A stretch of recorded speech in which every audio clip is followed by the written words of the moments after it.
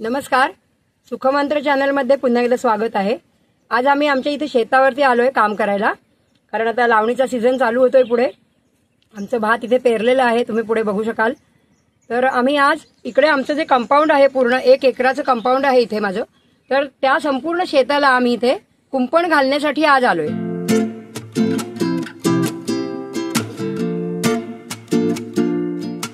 हे जे शेत आहे माझं, तर मी आधी एक 7-8-10 वर्ष शेत स्वतः केलेलं आहे, पण दिवसांदिवस मुंबईला जाणारी माणसं आहेत, इकडे कामाची माणसं मिळत नाहीत, त्यामुळे मग काही कारणास्तव शेत माझं बंद केलं मी करण्याचं। आणि त्यामुळे शेत जवळजवळ 6-7 वर्षात शेत केलेलं नव्हतं। मग मी जवळचं एक शेत करत होते लोकांचं घेऊन, पण ह्या सगळ्या नादामध्ये माझ्या शेताची खराबी झालेली आहे। ह्याच्यामध्ये एक बारडी म्हणून एक प्रकार रुजतो शेतामध्ये, तो भरपूर रुजलेला आहे। तरीही आम्ही सगळ्यांनी मिळून, घरची माणसं आणि कामाची माणसं मिळून आम्ही संपूर्ण शेत स्वच्छ करण्याचा प्रयत्न केलाय। आणि हे जे आहे माझ्या हातात दिसतंय, त्याला आम्ही गिरीपुष्प म्हणतो। तर हे ग्लिरिसिडिया नाव आहे याचं, तर इंग्लिश नेम आहे त्याचं हे।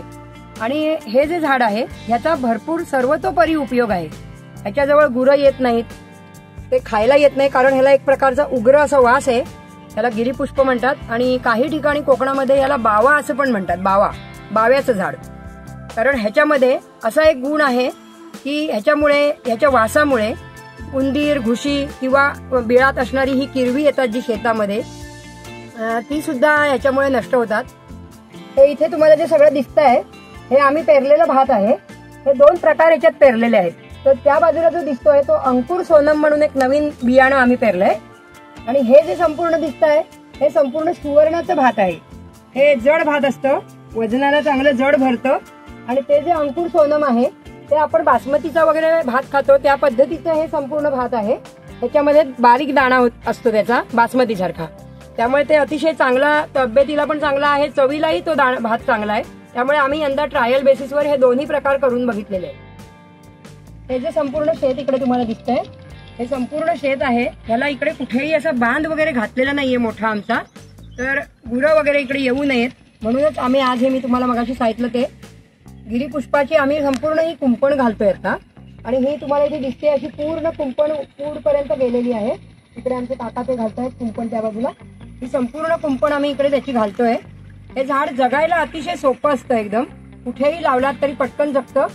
लावताना कसं लावायचंय, तर ह्या झाडावरती जे हे डॉट दिसत आहेत पांढरेवाले, तर ह्या पांढऱ्या डॉट्स मध्ये बघायचंय आणि नंतर त्या पद्धतीने ही जाडी झाडं लावायची तोडून, की ही कायमस्वरूपी राहतील इथे आणि कायमस्वरूपी जगतील नक्कीच। आता जरी पावसाळा असला तरी कोळ्या फांद्या लावल्यात तर त्या नाही जगणार, ह्या जरा जून फांद्या आम्ही लावल्या तिथे, आणि ह्याचा खूप उपयोग आहे। त्यामुळे हे आम्ही आता ह्याचीच कुंपण घालतोय, जेणेकरून आम्हाला त्याचा उपयोग पण होईल आणि आमच्या शेताचं संरक्षण पण होईल। हे जे गिरीपुष्पाचं झाड आहे लावणार आहोत आम्ही, तर ह्याचे खूप सारे फायदे पण आहेत। कारण ह्याला एक प्रकारची अशी लव्हेंडर कलरची पुढे जाऊन फुलं येतात, मे महिन्याच्या साधारण एप्रिल मेच्या सुमारास ह्याला फुलं येतात। आणि ह्याला गुच्छासारखी छोटी छोटी फुलं येतात, असे झोळ सुटतात खाली फुलांचे, खूपच सुंदर असतात दिसायला फुलं, पण त्याला खूप प्रकारचा असा एक उग्र असा एक वास असतो त्याला। तर त्याच्यामुळे काय होतं की ते जर तुम्ही घालून ठेवलात ती फुलं, तर त्याच्यामुळे घुशी, उंदीर यासारखे प्राणी आहेत जे ते तुमच्या इकडे येणारच नाहीत बिलकुल, किंवा जरी आले तरी तुम्हाला ते दिसण्याला येतील। शिवाय या शेतामध्ये खास लावण्याचं कारण असं आहे की शेतामध्ये या किरवी याला म्हणतो आम्ही, किंवा खेकडा म्हणतो, तर खेकडे खूप प्रमाणात इकडे आहेत या बाजूला। आणि शिवाय जनावर आम्ही म्हणतो ज्याला, साप वगैरे, तशा प्रकारचे प्राणीही या गिरीपुष्पाच्या वासाने येत नाहीत। तर त्याचा हा एक चांगला उपयोग आहे। शिवाय गुरांना खायला याचा उपयोग होतो असं म्हणतात, पण याला वासच इतका असतो की गुरं, बकऱ्या यासारखे प्राणी याला तोंड सुद्धा लावत नाही। त्यामुळे तुमची जी ही कुंपण आम्ही घालतोय ही एकदम अबाधित राहते।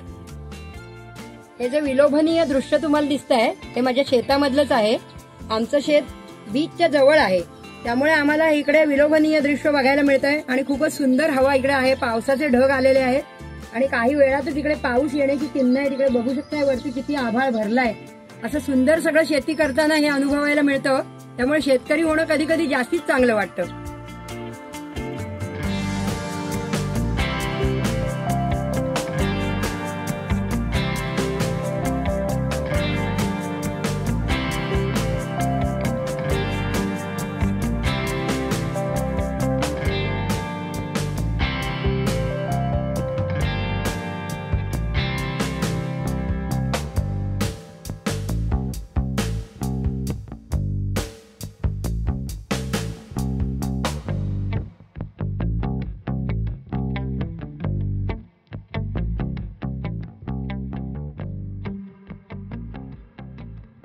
हे जे गिरीपुष्पाचं झाड आपण कुंपणीला लावणार आहोत, तर ह्याचं एक वैशिष्ट्य असं आहे की हे खूप उंच होतं झाड आणि त्याला खूप साऱ्या फांद्या फुटतात. वेळोवेळी तुम्हाला त्या तोडाव्या लागतात. पण त्यांचा फायदा त्याच्यामध्ये हा असतो की तुम्ही ज्या फांद्या तोडाल त्याच पुन्हा तुमच्या कुंपणीमध्ये लावून टाकायच्यात, जेणेकरून त्याची कुंपण पूर्ण घट्ट होते. तुम्हाला ते डांभे आणण्यासाठी किंवा ती वेगळी झाडं आणण्यासाठी कुठेही जावं लागत नाही आणि ह्या सगळ्या नादामध्ये तुमची कुंपण सुंदर होऊन जाते. हाच या झाडाचा एक सुंदर असा वैशिष्ट्य या झाडाचं असं आहे आणि त्यामुळे तुम्ही ती कुंपण घट्टपणे करा चांगली. आणि शिवाय या जंगली प्राणी आहेत जे येणारे तुमच्या शेतात किंवा तुम्ही मळा केलात तर त्याला त्रास देणारे जे जंगली प्राणी आहेत त्यांच्यापासून संरक्षण करण्यासाठी आणि गायीगुरांपासून बकऱ्यांपासून पण संरक्षण होण्यासाठी तुम्ही या झाडाची कुंपण नक्की बनवा. हाच माझा आजच्या व्हिडिओचा सुखमंत्र आहे.